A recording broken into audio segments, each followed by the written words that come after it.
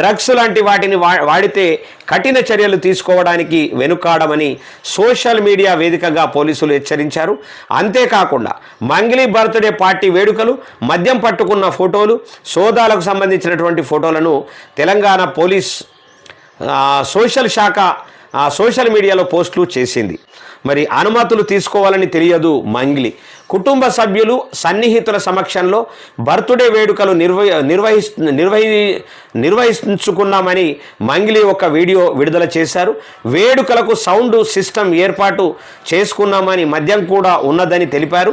ఈ విషయంలో అనుమతులు తీసుకోవాలని తనకు అవగాహన లేదన్నారు. తెలిసి ఉంటే ఖచ్చితంగా తీసుకునే వాళ్ళమని వివరించారు. పార్టీలో ఒకరికి డ్రగ్స్ పాజిటివ్ అని తేలిందని, కానీ పార్టీలో అలాంటివి లేవని వివరించారు.